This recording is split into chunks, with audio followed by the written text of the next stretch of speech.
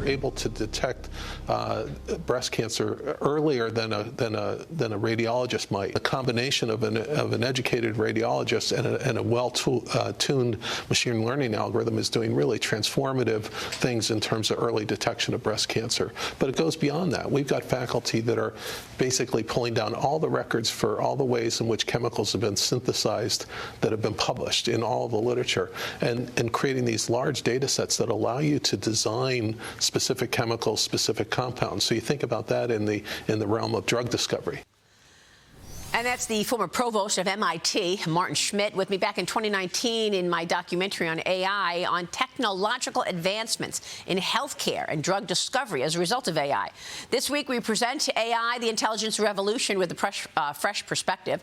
SandboxAQ is building large quantitative AI models grounded in physics to solve problems, complex problems in healthcare, cybersecurity, biopharma, and navigation, among others, all simulating real-world systems. And joining me now as part of our special week at looking at AI is the CEO of SandboxAQ, Jack Hidary. Jack, great to see you. Maria, good to see you again. Thank you so much for being here. So do you It's think AI week here. It's AI week, exactly. It's very exciting. And so I want to get your take on which industry gets impacted the most. Do you think it is, when you're looking at the positive impact of AI, it's healthcare and medicine? I think it's medicine, healthcare, number one. We're already seeing it happen now with radiology, as Marty Schmidt was just talking about, and others have seen. NYU Hospital right here in New York City is announcing it's going to use more AI. Already right now, when women go take mammograms, there's a box you can check to say, in addition to a radiologist, do I want an AI to also look at the scan? And many women now have seen interesting results that the human may have actually not seen. So AI plus human, I think, is a really, really winning formula in medicine and healthcare. Yeah, which is why we're calling it, you know, AI, the intelligence revolution. This is all more intelligence. And so you're getting more intelligence to look at those scans. You know, Jack, there is an enormous amount of money flowing into this. This morning, we have new information. The Michael and Susan Dell Foundation committing $750 million to UT Austin to fund a new UT Dell Medical Center, also using AI. When are we going to actually feel this? Do you think right now, you said AI is being used at hospitals, do you think people understand that this additional look is being helpful and finding things that perhaps the doctor didn't? Well, I think it's really getting going. I was just at UT Austin, and Jim Breyer and Michael Dell co-hosted a wonderful summit on AI and healthcare just a few months ago, and so it's kicking off there. Here in New York City, Mount Sinai Hospital, just a few blocks from here, another pioneer in the use of AI in medicine. So you're starting to see it, Mayo Clinic, Cleveland Clinic, around the world. In Abu Dhabi, you're seeing it at Cleveland Clinic in Abu Dhabi now. So it's really spreading quickly, and this is a fundamental tool. Healthcare costs too much, Maria.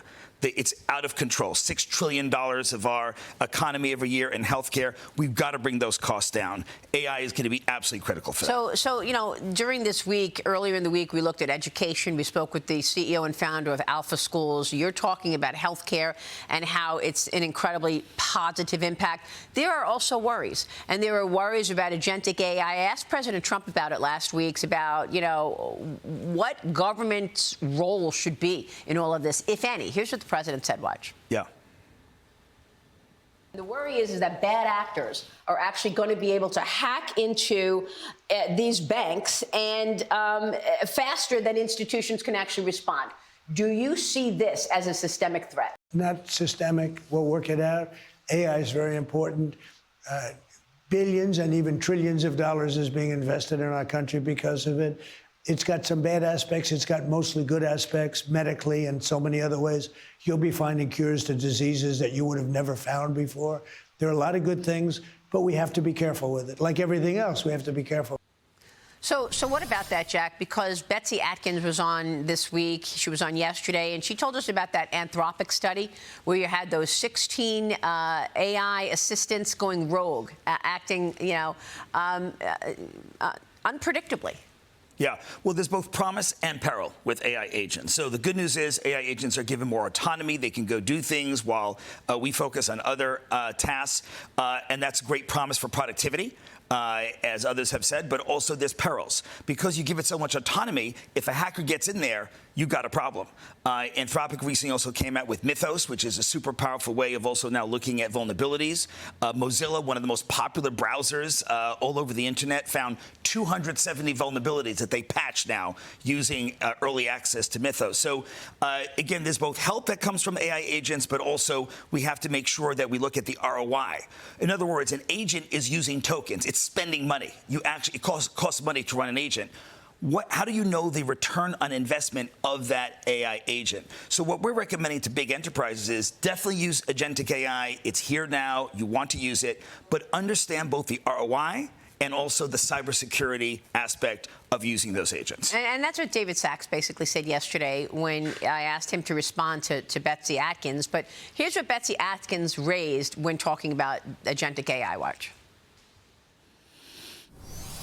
All the big frontier models that we know, Gemini from Google, OpenAI, XAI, Meta, all of them, including DeepSeek.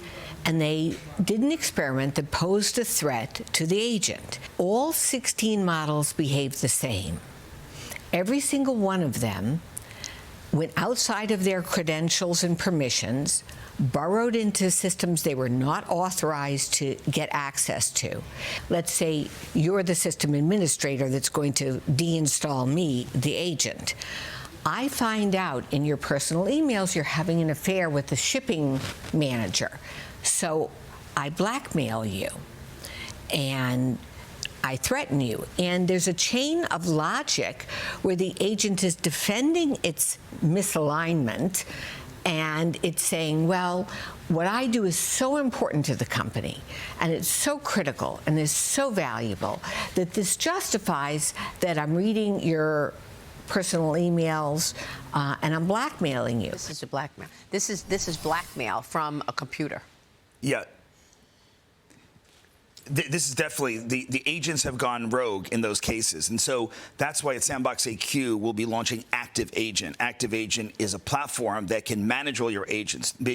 If you make them with Google, if you make them with Microsoft, if you make them with Agentforce from Salesforce, any one of those, you can actually make sure that you can have safety around those agents. So that's absolutely critical that we do that. But we are with quantitative models working with LLMs, so LLMs plus LQMs, we can actually now tackle areas beyond just healthcare and medicine. We can go into the energy sector. You talked with other guests about the increased need for power and energy to power the AI sector. We need more storage on our grid. We need batteries, better battery chemistry. We also need to make sure we are moving off of reliance of rare earths from other countries like the PRC. And so we need AI that knows chemistry, that knows physics, that knows engineering to make better magnets and other alloys that we need for our economy and for our national defense. And AI can do this how? How does AI get all of that information? So we need models that are not trained on words of the internet, not large language models, but these quantitative models that we train on data from the real world. Yeah. Doing experiments, running the equations, these quantitative models. And what I think you're going to see this year, Maria, I'll make a prediction here, we're going to start seeing LLMs talking with LQMs, quantitative models, and interchanging. We're going to get the best of both worlds starting this year. I think you make a great point. And I just want to point out one other thing that I spoke with somebody yesterday about this. There will be losers here.